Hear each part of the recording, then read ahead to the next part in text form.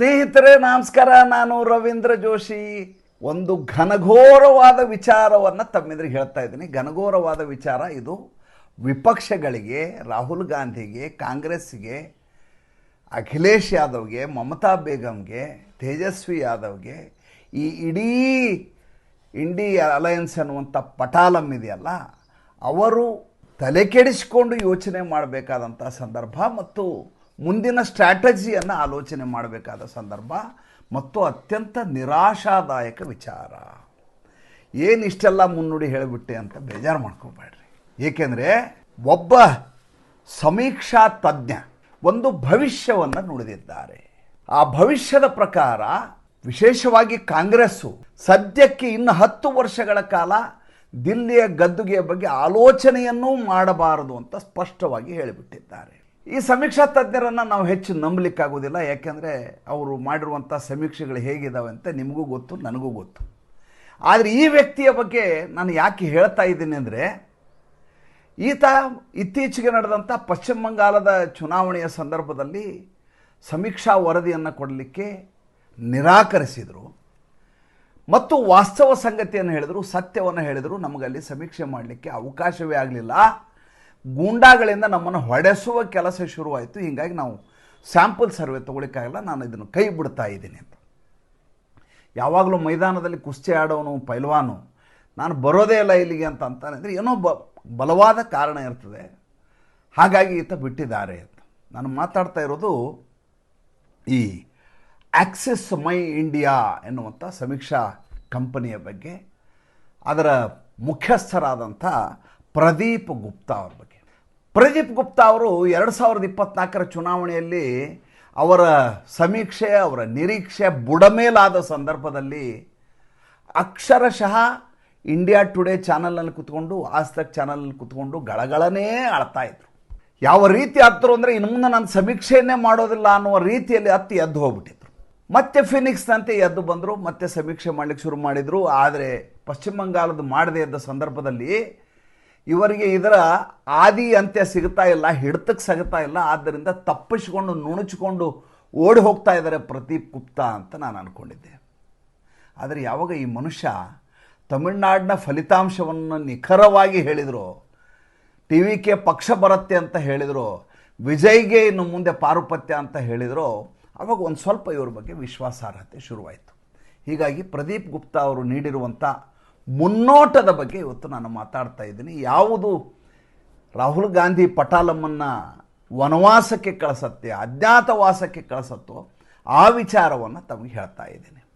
ಅವ್ರು ಹೇಳ್ತಾರೆ, ಒಂದು ಪೊಲಿಟಿಕಲ್ ಜನರೇಷನ್ ಅಂತ ಇರುತ್ತೆ. ಅಂದರೆ ಒಂದು ವಿಚಾರಧಾರೆಯನ್ನು ಒಪ್ಕೊಂಡಂಥ ಒಂದು ಸಂತತಿ, ಒಂದು ಪೀಳಿಗೆ. ಆ ಪೀಳಿಗೆ ಸರ್ಕಾರ ಬೀಳಲಿ ಏಳಲಿ, ಎಲೆಕ್ಷನ್ನಲ್ಲಿ ಗೆಲ್ಲಿ ಸೋಲಿ, ಇವ್ರಿಗೆ ನಾವು ಸೀಮಿತ ಆದವರು. ಉದಾಹರಣೆಗೆ ಕಾಂಗ್ರೆಸ್ಸು ಅಂದ್ಕೊಳ್ಳಿ. 70ರ ಹಿಂದಿನ ದಶಕದ ಕಾಂಗ್ರೆಸ್ಗಳು, 77ರ ನಂತರದ ಕಾಂಗ್ರೆಸ್, ಒಂದು ಹಂತದವರೆಗೆ ಯಾವುದೋ ರಾಜ್ಯದಲ್ಲಿ ಸೋಲೋದು ಗೆಲ್ಲೋದು ಏನಾದರೂ ಕೂಡ ಕಾಂಗ್ರೆಸ್ಸು ಅಂತಲೇ ಈ ದೇಶದಲ್ಲಿ ಇದ್ದಂಥ ಹವಾ. 75ರ ತುರ್ತು ಪರಿಸ್ಥಿತಿ ಆದಮೇಲೆ ಚಿತ್ರಣ ಬದಲಾಯಿತು ಮತ್ತು ಬೇಗ ವಾಪಸ್ ಮತ್ತೆ ಕಾಂಗ್ರೆಸ್ಗೆ ಜನ ಬಂದರು. ಅದಕ್ಕಿಂತ ಮುಂಚೆ ಕೂಡ ಕಾಂಗ್ರೆಸ್ಸಿಗೆ ಸಂಪೂರ್ಣವಾದಂಥ ಆದ್ಯತೆ ಇತ್ತು. ಅದನ್ನೇ ಜನ ವಿಶ್ವಾಸಾರ್ಹ ಪಕ್ಷ ಅಂತ ಭಾವಿಸಿದರು. ಅವು ವಿರೋಧ ಪಕ್ಷಗಳು ಈ ಥರ ಇರಲಿಲ್ಲ, ಅದು ಬೇರೆ ವಿಚಾರ. ಇವತ್ತು ಪ್ರಬಲವಾದಂಥ ವ್ಯವಸ್ಥೆ, ಸಾಮಾಜಿಕ ಜಾಲತಾಣ, ಜನರ ಜ್ಞಾನ, ಪ್ರತಿ ಕ್ಷಣದ ಪ್ರತಿ ಧಡಕಿ ಕೂಡ ಜನರಿಗೆ ಅರ್ಥವಾಗುವ ಕಾಲಘಟ್ಟದಲ್ಲಿ ರಾಜಕೀಯ ಹೇಗಿರುತ್ತೆ ಅಂತ ಪ್ರದೀಪ್ ಗುಪ್ತಾ ಹೇಳ್ತಾರೆ. ಅವತ್ತೇನಿತ್ತಲ್ಲ ಅದೇ ಸ್ಥಿತಿ ಇವತ್ತು ಇದೆ. ಆವಾಗಲೂ ಪೊಲಿಟಿಕಲ್ ಜನ್ರೇಷನ್ ಅಂತ ಒಂದು 20 ವರ್ಷಗಳ ಕಾಲ ಒಂದೇ ಪಕ್ಷವನ್ನು ಜನ ಒಪ್ಕೋತಾ ಇದ್ರು. ಈಗೂ ಕೂಡ ಅದೇ ರೀತಿ ಪೊಲಿಟಿಕಲ್ ಜನ್ರೇಷನ್ ಈಗೇನಿದೆ, ಇವರು ನರೇಂದ್ರ ಮೋದಿ ಅವರು ಸೋಲ್ಲಿ ಗೆಲ್ಲಿ, ಆಮೇಲೆ ಅವರಿಂದ ಯಾವುದೇ ರೀತಿಯಾದಂಥ ತಾಪತ್ರಯ ಆಗಲಿ, ಆಮೇಲೆ ಯಾವುದೋ ನೀಟ್ ಎಕ್ಸಾಮ್ನಲ್ಲಿ ಲೀಕೇಜ್ ಆಗಲಿ, ಇನ್ಯಾವುದೋ UGCನಲ್ಲಿ ಮಾಡಿದಂಥ ಮಾನದಂಡಗಳ ತಪ್ಪಾಗಿರಲಿ, ಅವೆಲ್ಲವನ್ನು ಕ್ಷಮಿಸುವಂಥ ಗುಣ ಮತ್ತು ವಿಶ್ವಾಸಾರ್ಹತೆಯನ್ನು ಅವರು ಉಳಿಸ್ಕೊಂಡಿರ್ತಾರೆ. ಹೀಗಾಗಿ ಮುಂದೆ ಬರುವ 2029ರ ಚುನಾವಣೆಯಲ್ಲಿ ವಿಪಕ್ಷಗಳಿಗೆ ಯಾವುದೇ ರೀತಿಯಾದಂಥ ಸಹಾಯ ಆಗೋದಿಲ್ಲ. ಅವರು ಗೆಲ್ಲಲಿಕ್ಕೆ ಸಾಧ್ಯವೇ ಇಲ್ಲ. ಎಲ್ಲಿವರೆಗೂ ಸಾಧ್ಯ ಇಲ್ಲ? 2029 ಸಾಧ್ಯ ಇಲ್ಲ, 2034ವರೆಗೂ ಅವ್ರನ್ನ ಮುಟ್ಟಕ್ಕಾಗಲ್ಲ. 2034 ಆದ ಮೇಲೆ ಏನಾಗುತ್ತೆ ಅದನ್ನು ನೋಡಬೇಕು. ಈ ಕ್ಷಣದಲ್ಲಿ ಸದ್ಯಕ್ಕೆ ಇನ್ನು 10 ವರ್ಷಗಳ ಕಾಲ ನರೇಂದ್ರ ಮೋದಿಯವರು ಮತ್ತು ಭಾರತೀಯ ಜನತಾ ಪಾರ್ಟಿ ಸುಭದ್ರವಾದ ಪಕ್ಷ ಆಗಿರುತ್ತೆ. ಅದ್ರ ಜೊತೆ ಭಾರತೀಯ ಜನತಾ ಪಾರ್ಟಿಗಿರುವಂಥ ಇದನ್ನು ಹೇಳಿಬಿಟ್ರು, ಏನು ಅವ್ರಿಗಿರುವಂಥ ಸಮಸ್ಯೆಗಳೇನು, ಡಿಮೆರಿಟ್ ಏನದಕ್ಕೆ ಅಂತ ಅದು ಹೇಳಿಬಿಟ್ರು. ಯಾವುದೋ ಒಂದು ಪಕ್ಷ ಜನಪ್ರಿಯ ಆದ ಸಂದರ್ಭದಲ್ಲಿ, ಅಧಿಕಾರಕ್ಕೆ ಬಂದ ಸಂದರ್ಭದಲ್ಲಿ ಅದರಿಂದ ನಿರೀಕ್ಷೆಗಳು ತುಂಬ ಜಾಸ್ತಿ ಆಗ್ಬಿಡ್ತವೆ. ಆ ನಿರೀಕ್ಷೆಗಳನ್ನು ಮುಟ್ಟಲಿಕ್ಕೆ ಭಾಳ ಕಷ್ಟಪಡಬೇಕಾಗತ್ತೆ, ಹರಸಾಹಸ ಪಡಬೇಕಾಗತ್ತೆ. ಭಾರತದಂಥ ದೇಶದಲ್ಲಿ ಅದು ಸಾಧ್ಯ ಆಗೋದಿಲ್ಲ. ಸಾಧ್ಯ ಆಗದೇ ಇದ್ದ ಸಂದರ್ಭದಲ್ಲಿ ತೇಕಬೇಕಾಗತ್ತೆ, ಹಣಾಹಣಿ ಮಾಡಬೇಕಾಗತ್ತೆ. ಆದರೆ ಈಗಿರುವಂಥ ಆಡಳಿತ ವ್ಯವಸ್ಥೆಯಲ್ಲಿ ಅದು ನರೇಂದ್ರ ಮೋದಿ ಅವ್ರಿಗೆ ಯಾವುದೇ ಭಾರಿ ದೊಡ್ಡ ಕಷ್ಟದ ಕೆಲಸ ಏನೂ ಅಲ್ಲ. ಅವರು ಇದನ್ನು ಮ್ಯಾನೇಜ್ ಮಾಡಬಲ್ಲರು. ಇವತ್ತು ವಿಶ್ವಾಸಾರ್ಹತೆ ಬಂದಿರುವುದು ಅಭಿವೃದ್ಧಿ ಕೆಲಸಕ್ಕಾಗಿ, ಹೀಗಾಗಿ ಜನ ಅದನ್ನು ನಂಬ್ತಾ ಇದ್ದಾರೆ. ಎರಡನೇದ್ದು ಧ್ರುವೀಕರಣ ಆಗ್ತಾ ಇದೆ, ಹಿಂದೂ ಧರ್ಮದ ಧ್ರುವೀಕರಣ, ಅದು ಚುನಾವಣೆಯ ಪ್ರತಿಫಲನ ಆಗಿ ಕಾಣಿಸ್ತಾ ಇದೆ. ವಿಪಕ್ಷಕ್ಕಿರುವಂಥ ಅತಿ ದೊಡ್ಡ ಸಮಸ್ಯೆ ಏನು ಅಂತ ಹೇಳ್ತಾರೆ. 1972ರಿಂದ 82ರ ಕಾಲಘಟ್ಟದಲ್ಲಿ ಕಾಂಗ್ರೆಸ್ಗೆ ಯಾವ ಸಮಸ್ಯೆ ಇತ್ತೋ ಆ ಸಮಸ್ಯೆಯನ್ನು ಈಗ ಕಾಂಗ್ರೆಸ್ ಎದುರಿಸ್ತಾ ಇದೆ. ಏನಾಗ್ತಾ ಇದೆ, ಪಕ್ಷ ವಿಘಟನೆಯಾಗುವ ರೀತಿಯಲ್ಲಿ ಪದೇ ಪದೇ ಕಾಣಿಸ್ತಾ ಇರ್ತದೆ. ಅವ್ರ ಬಗ್ಗೆ ಅಪನಂಬಿಕೆ ಶುರುವಾಗುತ್ತೆ. ಆಮೇಲೆ ಅವರು ಸಂಪೂರ್ಣವಾಗಿ ನಿರ್ಭರ ಆಗಿರೋದು ನರೇಂದ್ರ ಮೋದಿ ಅವ್ರನ್ನ ಸೋಲಿಸಬೇಕು, ಭಾರತೀಯ ಜನತಾ ಪಾರ್ಟಿಯನ್ನು ಸೋಲಿಸಬೇಕು ಅನ್ನುವಂಥ ವಿಚಾರದಲ್ಲಿಯೇ ಇವರು ಮಗ್ನರಾಗಿದ್ದಾರೆಯೇ ವಿನಃ ಜನರ ವಿಶ್ವಾಸವನ್ನು ಗಳಿಸಬೇಕು, ಜನರ ಪರವಾಗಿ ಧ್ವನಿಯನ್ನೆತ್ತಬೇಕು, ಸರ್ಕಾರದಲ್ಲಿರುವಂಥ ತಪ್ಪುಗಳನ್ನು ಹುಡುಕಿ ಕೆಲಸ ಮಾಡಬೇಕು ಅನ್ನುವುದನ್ನು ಅವರು ಪರಿಗಣನೆಗೆ ತೆಗೆದುಕೊಳ್ತಾ ಇಲ್ಲ. ಅವರೆದುರಿಗೆ ಭಾರತೀಯ ಜನತಾ ಪಾರ್ಟಿ ಅನ್ನೋದೊಂದು ಜಿಗ್ಯಾಂಟಿಕ್ ಆದಂಥ ಒಂದು ದೈತ್ಯಾಕಾರದ ಒಂದು ಶಕ್ತಿಯ ರೀತಿಯಲ್ಲಿ ಕಾಣಿಸ್ತಾ ಇದೆ.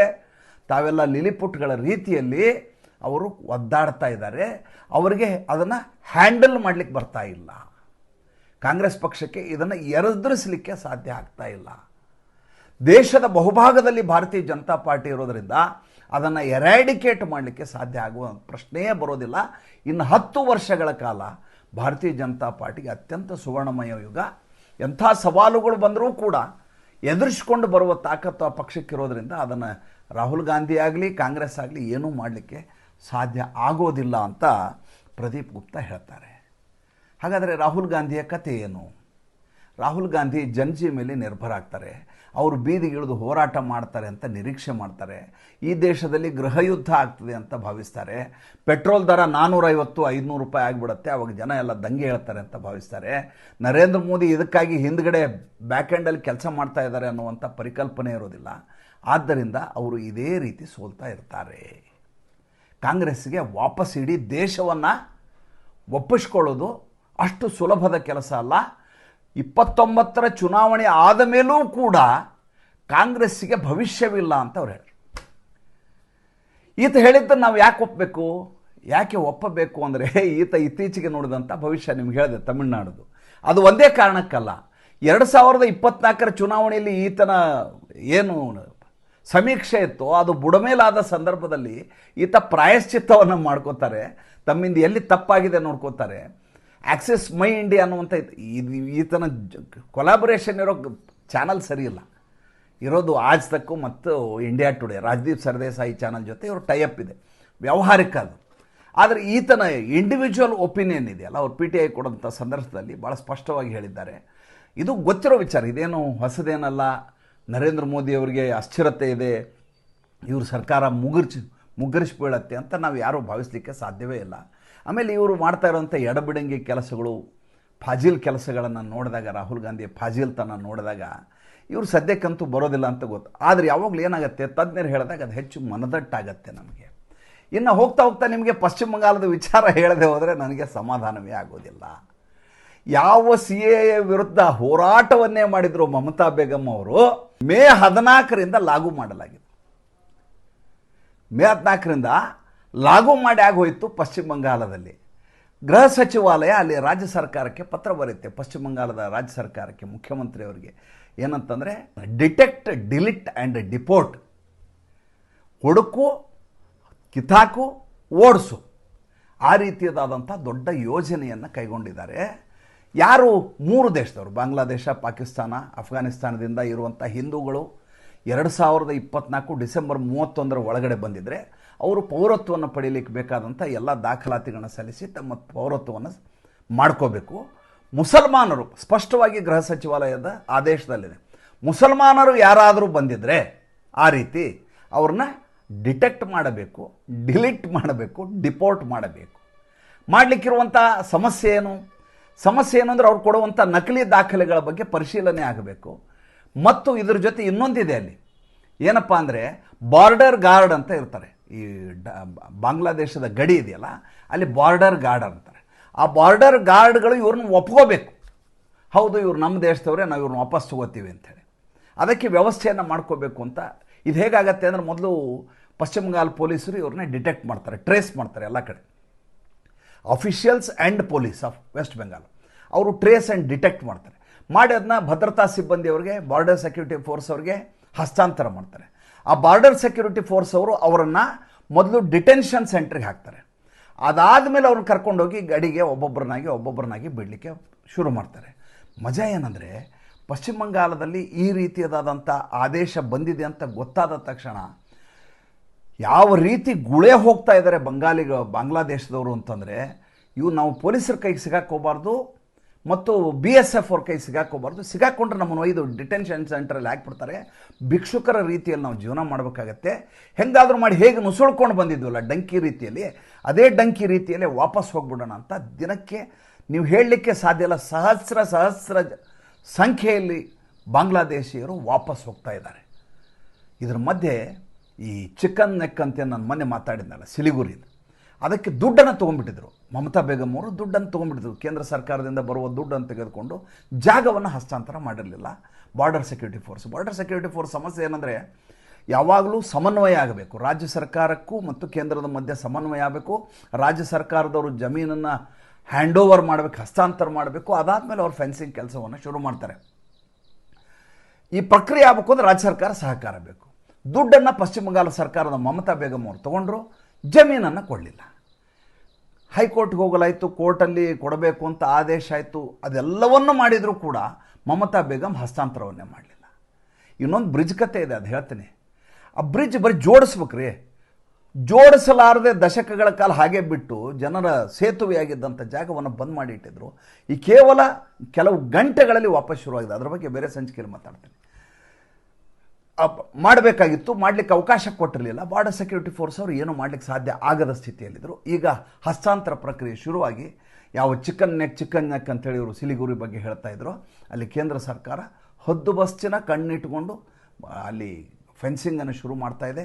ಎಲ್ಲೆಲ್ಲಿ ಇವರ ಆಟ ನಡೀತಿತ್ತಲ್ಲ, ಆ ಆಟವನ್ನು ಬಂದ್ ಮಾಡಲಿಕ್ಕೆ ರಾತ್ರಿ ಹೊತ್ತಿನಲ್ಲಿ ನೈಟ್ ವಿಷನ್ ಡ್ರೋನ್ಗಳು, ಈ ಮದುವೆ ಮನೆಯಲ್ಲಿ ಹಾರ್ತಾವಲ್ಲ ಬರ್ರ ಅಂತೇಳಿ ಹಾರಿ ಇದನ್ನು ಮಾಡ್ತಾವಲ್ಲ, ಫ್ಯಾನ್ ಥರ ಬರ್ತಾವಲ್ಲ, ಆವಲ್ಲ ದೊಡ್ಡ ಪ್ರಮಾಣದ ಡ್ರೋನ್ಗಳು ಎಲ್ಲ ಕಡೆ ಹಾರಾಡ್ತಾ ಇದ್ದಾವೆ.